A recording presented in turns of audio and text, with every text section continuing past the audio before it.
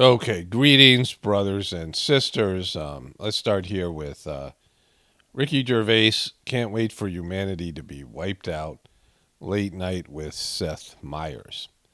And it starts off here where Ricky Gervais tells a joke about how if you have cancer and people say you're going to pray for you, he doesn't believe in God or your prayers, but he thinks it's a nice gesture. And then his ending punchline is this one. Because it's a nice gesture. If they said, oh, we also cancelled the chemotherapy, I go, don't do that, don't do that. So they say that they're going to cancel the chemotherapy to pray. Let's do the praying and the chemotherapy, shall we? Because that's the same result as just the chemotherapy. So let's definitely keep that one, shall we? Okay, so if there's fake laughter in the back, like these aren't laugh out loud funny jokes, even if you're an atheist or you're anti-religion, you're a big Ricky Gervais fan, there's not that funny jokes. Now, I've liked Ricky Gervais's shows over the years. Some of his comedy bits, of course, when he came in and he just took down all the celebrities and those, various, the last one particularly, the Golden Globes with the earlier ones, right? And he hammered them for their fake activism, their fake-tivism. That was great. And so I've gone back and forth on Ricky Gervais, right? Because he's a real comic. He makes, me laugh. He's got good ability to, not only in terms of his stand-up comedy, which isn't his strong suit, but his shows that he puts together. I really like the first season of Afterlife. The second season sucked. Retroactively. The third season was, pretty good. They wrapped it up. The first season was brilliant, right? It was funny. There's some funny bits. He's got them, Carl Pemington or whatever his name is. He's got some good stuff with Ricky Gervais. Ricky Gervais has made some quality TV shows and movies that have funny premises and, there are good comedic bits in there. And so I made some negative videos about his atheism, whatever that was. And when I was more into, I've evolved into not caring about what other people believe. It just doesn't matter. The system's going to collapse. It really doesn't matter one way or another what people believe. And they're going to, everyone's going to meet their maker in terms of their beliefs, right? The science people that deny God will meet their maker. The religious people who, deny the flaws in their religious system, everyone's going to end up having to, face the music, right? That's you can see it coming, each of us. We all have to do it personally. And that's really all that should matter to each one of us, and of course our loved ones and humanity as a whole. But the main thing is we don't have to worry about other people, is what I'm saying, right? It's going to take care of itself, right? It'll resolve itself, like everything else. Eventually the divine system wins out, or it always wins out. It just appears that it isn't. And so I don't care about people's beliefs anymore. And Ricky Gervais with some of the shows that I watched, and particularly starting with the Afterlife show, and then his epic takedown of Hollywood and the faketivisms, the faketivist people. He was in what I would consider the positive column of the way I covered these people. I don't care about them. Some of them I root for, some of them I, root against or don't root for. I don't know. I guess root against if it's going to bring me material. But for the most part, they're independent people with their own problems and their own having to face the music when it all is said and done, right? But in terms of atheists, who oftentimes I could have a better conversation than with a religious person, say. I don't really, have anything against atheists. But in this context, the one problem is that they're wrong, right? That they're wrong about there not being a God. And not because something I can prove. This is just what I believe, but I've experienced it personally. And the problem that most atheists have is with religion. And see, there's a level of immaturity there if they're true atheists, if they truly don't believe in God, is that they have a problem with religion. That the religion has all these holes in it because religions suck, right? Religions are kindergartens.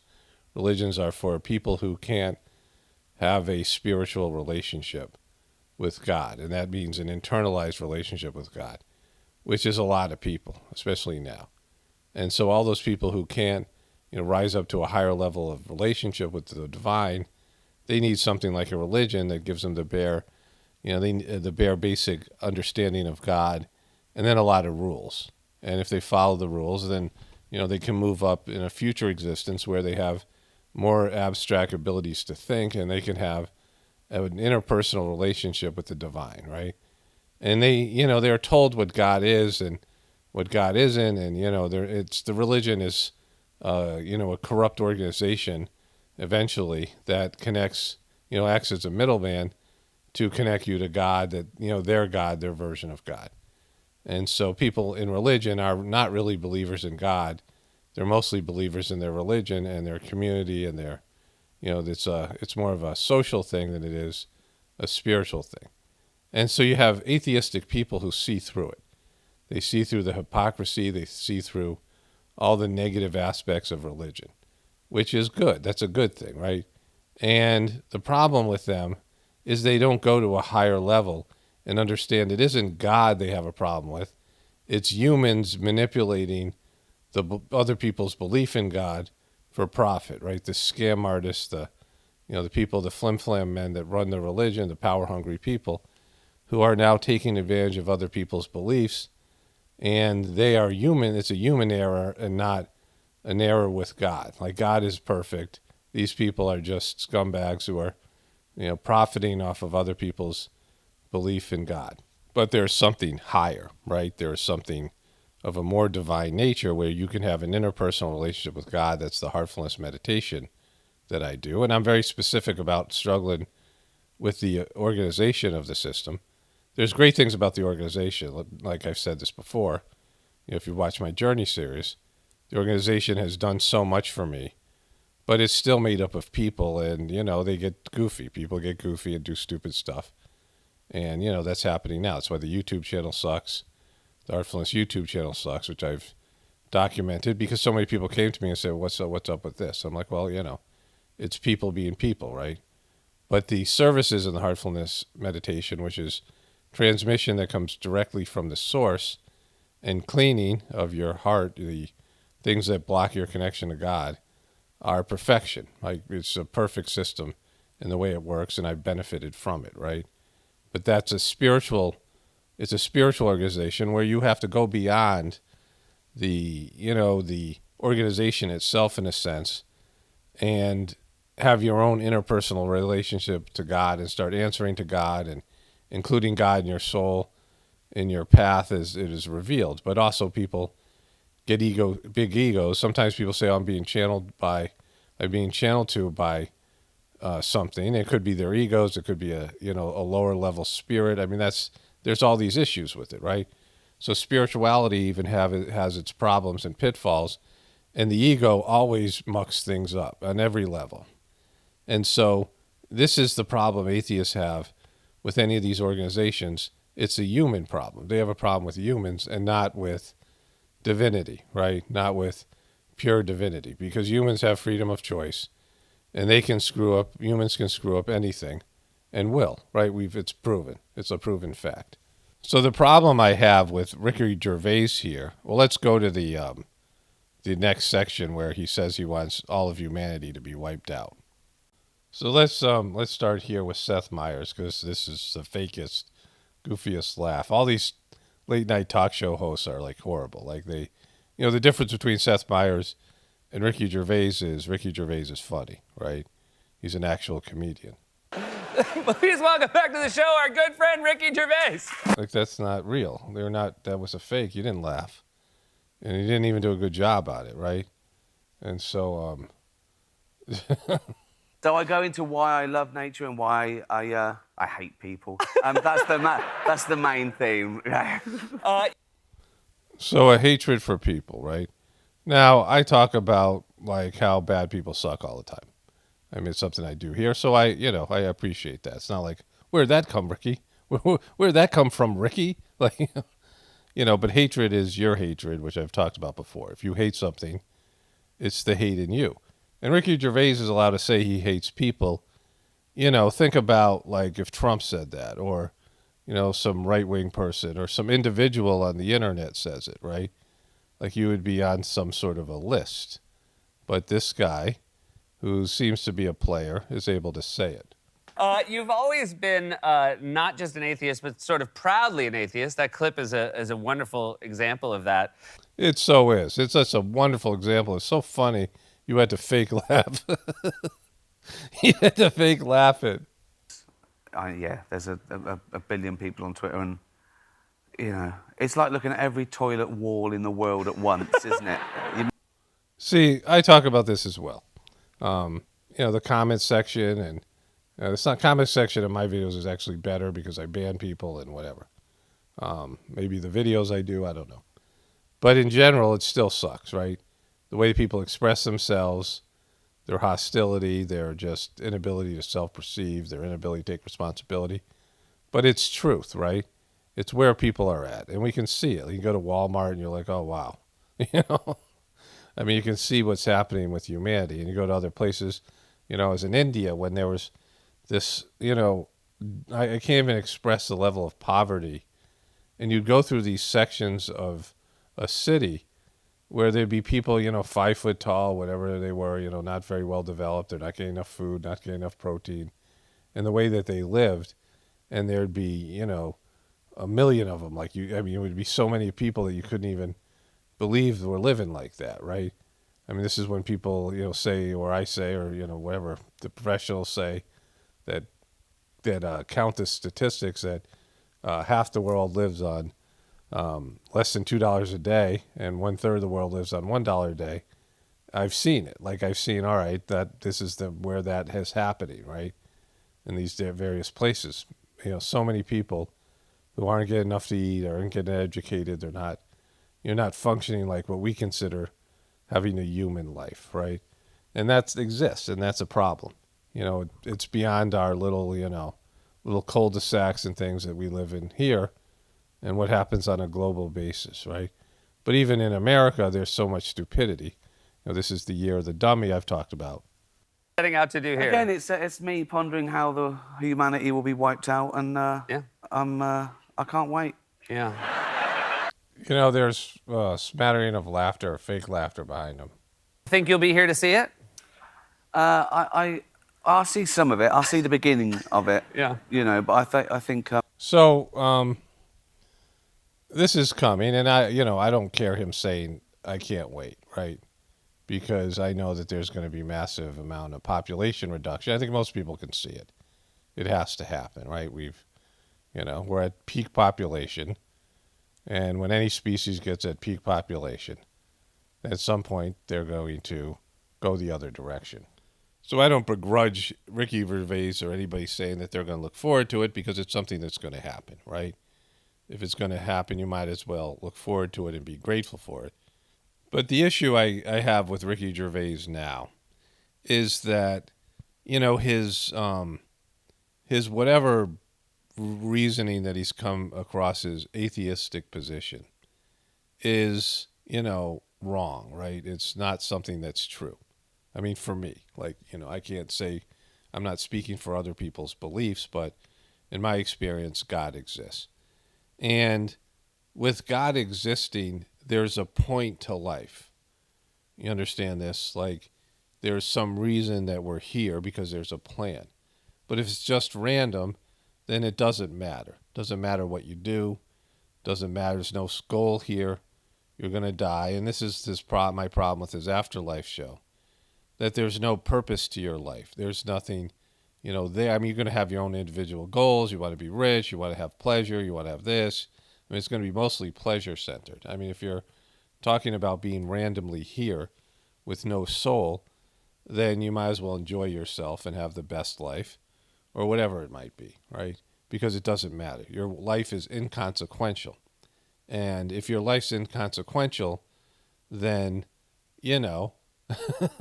there's no purpose, right? And if that was true, it'd be true.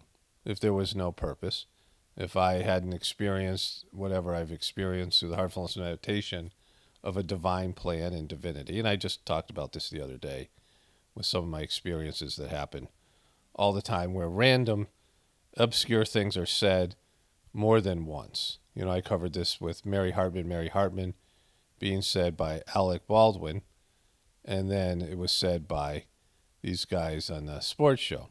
It was funny because somebody who watched my video said, it must be some Illuminati trigger word, and Alec Baldwin must watch SportsCenter. And I said, when I'm reading the comment, I realized the person got it wrong chronologically. Alec Baldwin said Mary Hartman 3-4 days ago, and the guys on the sports show said it, one of the guys said it 4 days later. And so, but that doesn't explain why I would see it on the same day, right? Like a show I never watch. I make fun of Alec Baldwin's videos, but sometimes I don't. I spend, months away where I don't go to his Instagram page, and I move on to other stuff. So, that could happen. Sometimes I don't get to his things for 3 or 4 days, like in this case. So it was up there for 3 or 4 days, and I did a little, my goofing on the guy, and he said Mary Hartman, and then my wife was coming home a little bit late, and I was too tired to work on stuff on the, it was like 5. I just was making dinner and things, and I turned on the news at first, and I said I'll just watch some sports thing because I didn't want to watch the, they were covering one subject, right? And if you see my video, I talk about this, and this guy then says Mary Hartman, and I was, and the feeling I had when it happened, like this was more important than, any stupid thing they were going to say or it was like some sort of experience. Of course, deja vu and things like this that people have. And you understand this, that for me to see both of these people say Mary Hartman on the same day was, something that, the odds of that are happening randomly would be astronomical. Like not even, something that would normally happen. I watch those sports guys maybe 3 times a year, right? And so 3 times a year, I happen to turn the TV on at 5 o'clock, and I see them. And I never watch the whole show. Like I don't watch the show from the beginning to the end. Like I watch a couple minutes of the show while I'm waiting for something or whatever it might be, right? So it's not something that I, regularly do. And so, and then have Alec Baldwin, how many, like maybe if I do a video of his, I don't know how many videos he puts out a year. So let's say I do 30 of them a year, right?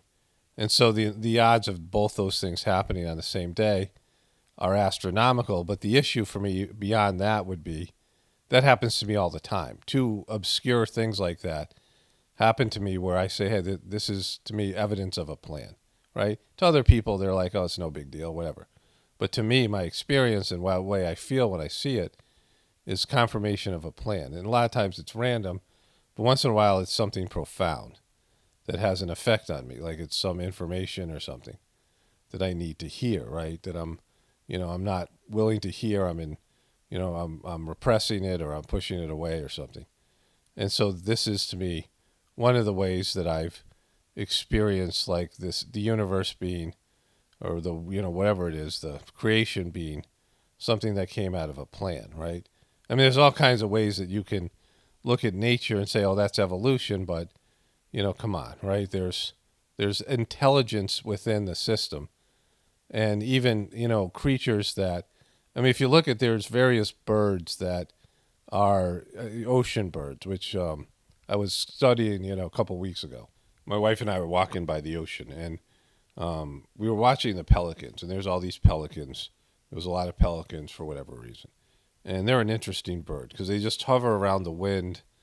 Sometimes they're just flying on the wind currents, and then other times they're just standing by a sandbar, and then other times they're swimming right above the waves. The wages. They're swimming right above the waves, like a couple inches, like sometimes just right above the sea. And then they're diving into the ocean, and they have, evolved to be able to dive into the ocean and, strong wings and the kind of position they get into. And they dive deep into the ocean, grab a fish, in their huge mouths with a lot of seawater, and their bodies have developed to process the seawater and all of its salt, right?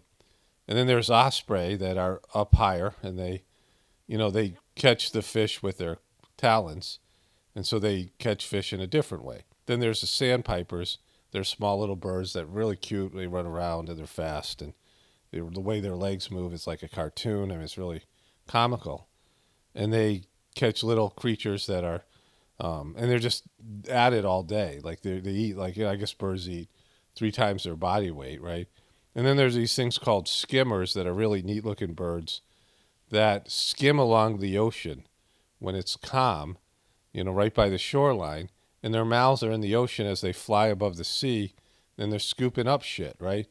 And they've developed these wings and everything. And so you see all these different creatures that have specialized and have adapted to their environment in different ways, right? You see it in any, like any of these places you go, any kind of different terrain and landscape and things. And so Ricky Gervais was talking about the platypus here in his interview. I was scanning through it. And he was talking about how he loves nature. But if you love nature, you would see that there's a plan, there's a divinity, there's survival mechanisms, there's contingencies, there's, consciousness there, right? Anybody can see if they really look for it, there's consciousness. And then when you don't understand there's consciousness and you understand the nature of a spiritual being that manifests a physical body, the spiritual being has some sort of purpose here. You have some sort of goal. And when I realized that when I was 29, when I started the Heartfulness System, which helps a person realize their goal, which is to return to the source, that everything wants to go back to where its purest form and return to its creator. It's just a natural, process, like it's innate in everything, right? It's just sort of if you think about the flow of something, to understand why you were created and who created you and these things, at least on a feeling level. It's just a natural, thing that happens in general, right? People, have these compulsions to figure out those things. And so once I realized this goal, like the idea that there was a goal and there was a purpose for my life, which before I could never figure out because I couldn't figure a purpose that I cared about. I didn't really care that much about being rich and famous. I mean, somebody offered it to me, sure, but I wasn't like going to work for it. Like I wasn't, I wasn't really into it that much, right? And so in the American dream, and even then I knew I wouldn't be happy. Like it wouldn't satisfy me. There was some other reason for my existence. I mean, that was throughout my, I would say my teen years all the way through my, till I turned 29 and I started Heartfulness. I was like, there's got to be a reason for me to exist, right? There has to be some purpose. And when you're an atheist, it's taken away from you. And you're somebody like Ricky Gervais, you are encouraging other people along that path, right? And it's not that, severe a joke that he's talking about that he says a nice gesture if people pray, but don't stop the chemo, because if you pray and do chemo, the only thing is just like doing just chemo. The prayers have no effect at all. But as a scientist, right, there's a placebo effect. Even if prayers didn't work and there was no God, positive thinking definitely works. We know that. That's been documented. And so what he's saying there isn't even actually scientifically accurate, right? And of course we know that chemo comes with its own issues, right? Just like any allopathic medical treatment has its side effects and issues, right? And, its percentage of working. But what this is more importantly about is, when COVID first started to kick in, they told people they couldn't go to churches. And in this case, meditation, the meditation that's available in Heartfulness Organization as well. Things like that. That people couldn't gather together in their worship of God because science was now the new master. Science was now considered, the old days when the right-wing people, the politicians would appeal to people's belief in religion or spirituality, but mostly religion for the earlier stated reasons. And they would say, God will save us, but we'll also do these other things, right? Everything comes from God, but also let's do these other things as well. And now they were saying, forget about God. You can do your God thing, but if something is a real problem and, like this stuff with COVID, then we have to, acknowledge that God doesn't really exist. And science is the new religion. Science is the new God, right? Only science can save you. And this is what Ricky Gervais was saying about chemotherapy. And the issue with this which Ricky Gervais brought up himself about people sucking, is that religious leaders are people, and the people who run the scientific community and the money behind the scientific community, which is these various corporations or governments or pharmaceutical companies, are all run by people. And people will manipulate other people's belief and their power to do evil shit, right? I mean, that's like everybody knows that. Ricky Gervais is alluding to that people suck. He looks forward to humanity being wiped out for that reason, right? That people will do bad things. And so whether it's science or religion, whether it's, godly pursuit or the pursuit of science, which I believe in both. I believe science is a real thing. Of course it is. You can't deny science. And I've experienced God. And so I believe in both things. But I know people will corrupt them. Well, people will manipulate them.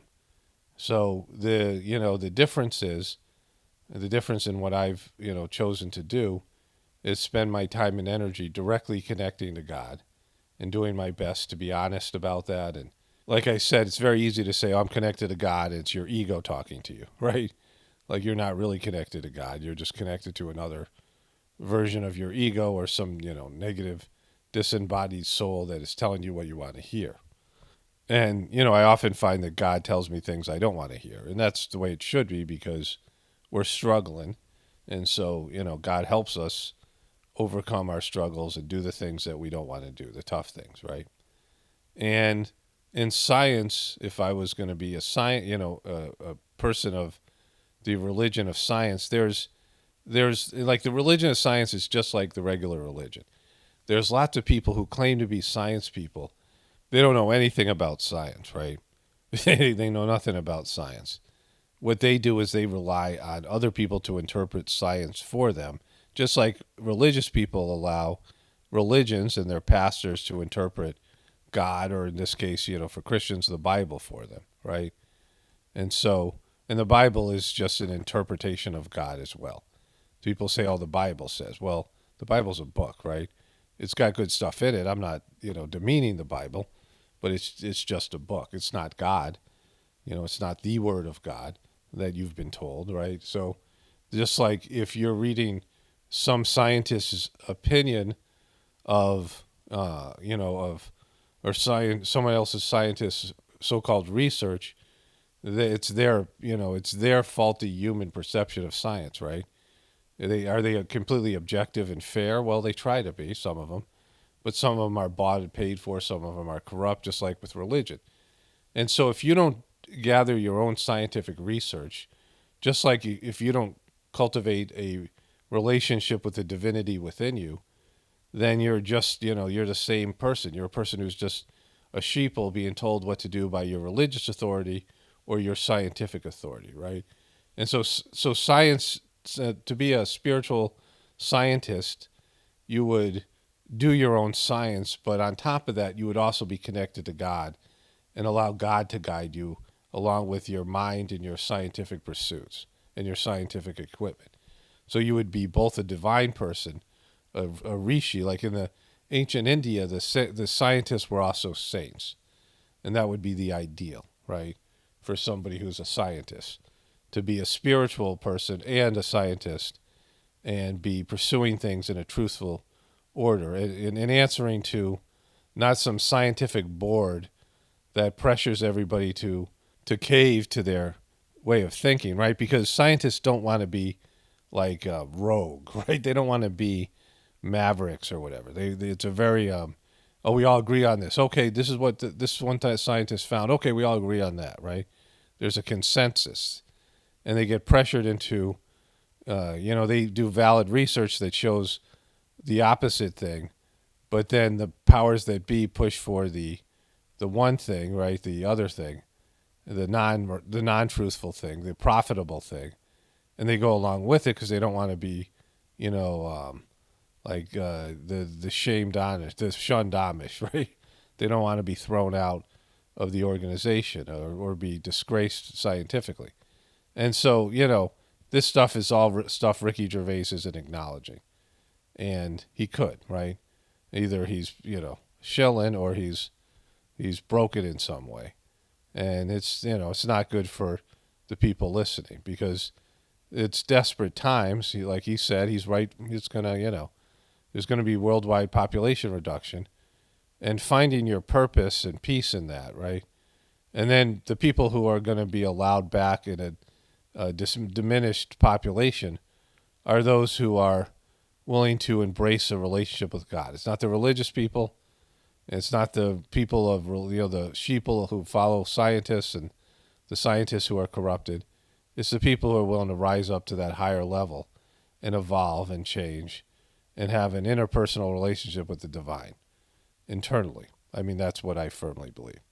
And so, there's things about Ricky Gervais that are, they're good things and bad things, but this is a bad thing, that he's doing here. Like this idea that he would put out, about chemotherapy, that's like a hopelessness and pointlessness to life. And it's one of those things, like there was a joke he made where someone said, well, even if, let's say you're wrong about God, don't you think you want to be safe and, do some stuff just in case you're wrong? He said, well, why don't you put something above your doorhead, whatever it was, in case a vampire shows up?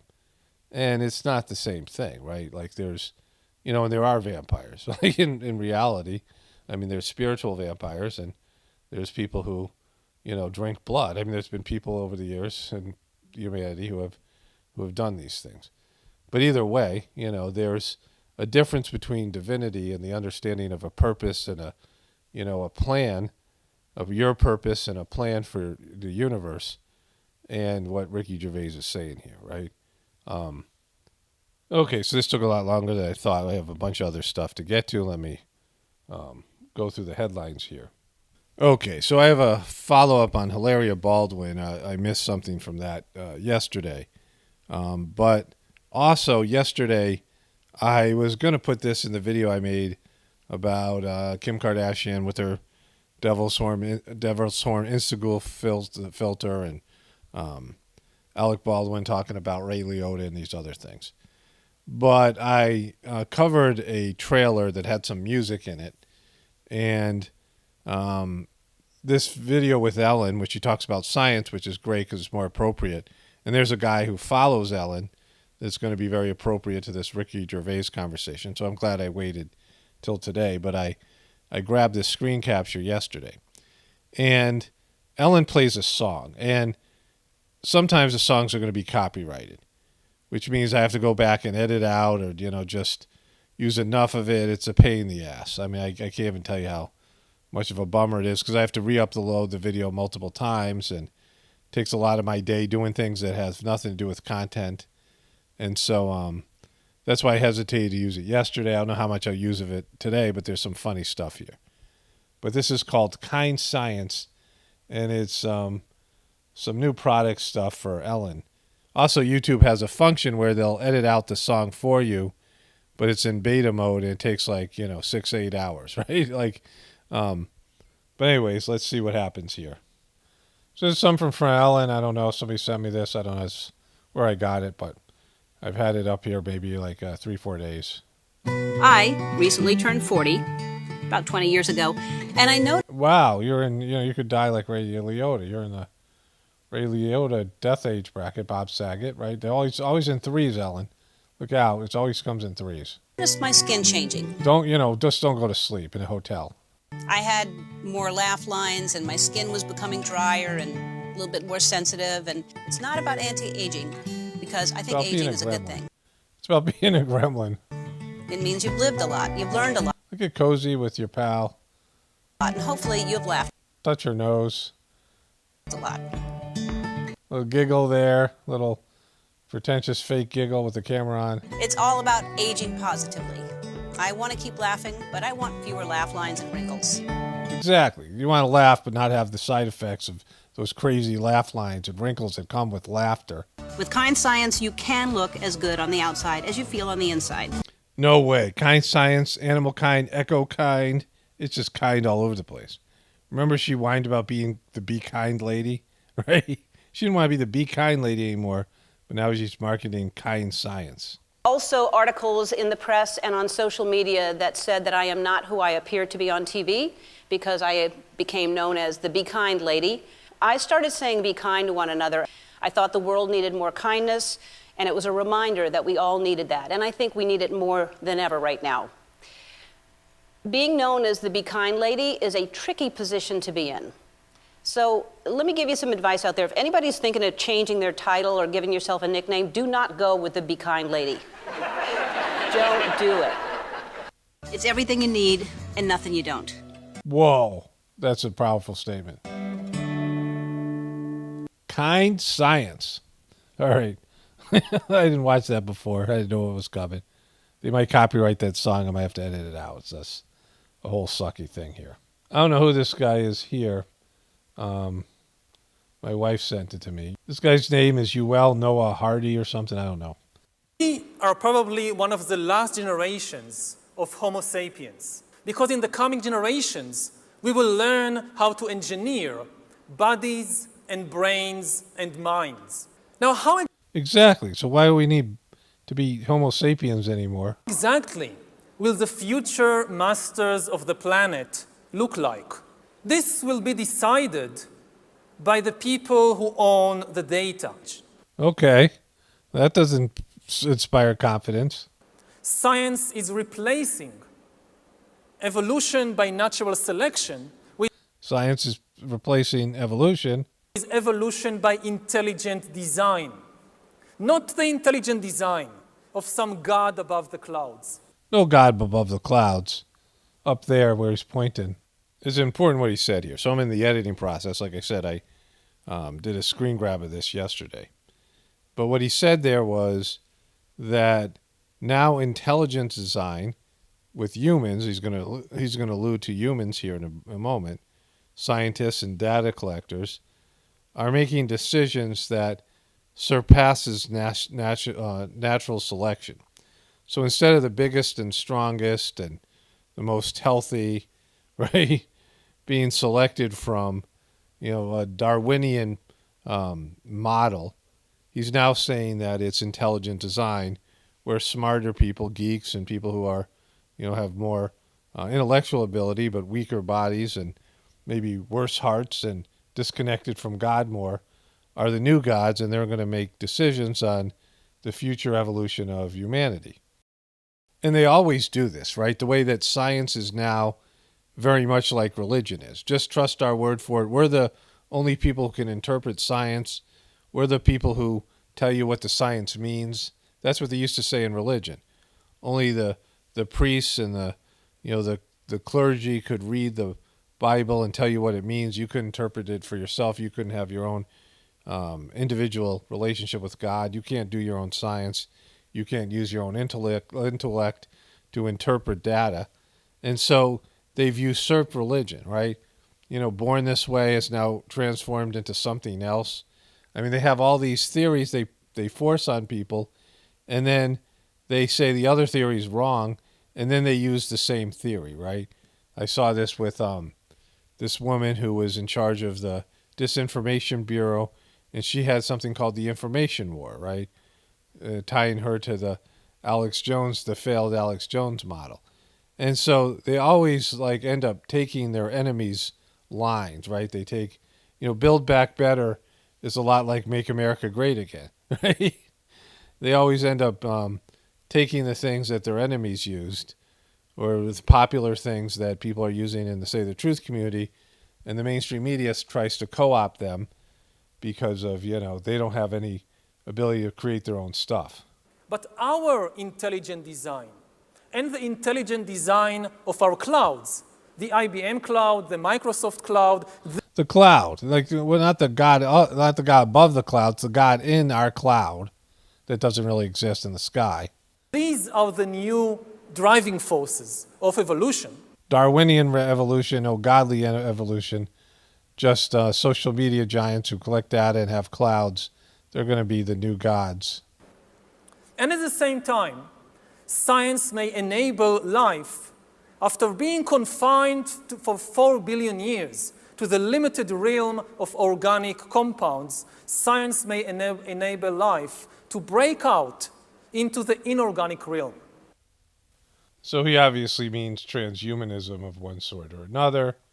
I've covered that before. You had a whole thing I used to do on that, but it's all gonna end up in one place, in the crapper, right? Like the system's gonna collapse, and then there's gonna be what comes after it. So it was interesting that I waited till today to put these two things up with Ellen, talking about science and this guy. It was just random, like I said. I was, I was running out of time, and I didn't want to deal with a copyright issue, which I still may have to because of the stupid song that Ellen played. I have some videos that I'm going to get to on Cardi B tomorrow, and a follow-up on Ray, what the hell is his name? Ray Liotta, his wife. It's just a lot of similarities to the Bob Saget thing. I'm covering that on my other channel. I'll get to that hopefully today too as well. And then the Cardi B thing tomorrow. So there's one more thing here, the Hilari Baldwin. And then I want to come back to this science thing page. And I meant to include this with my coverage of Alec Baldwin's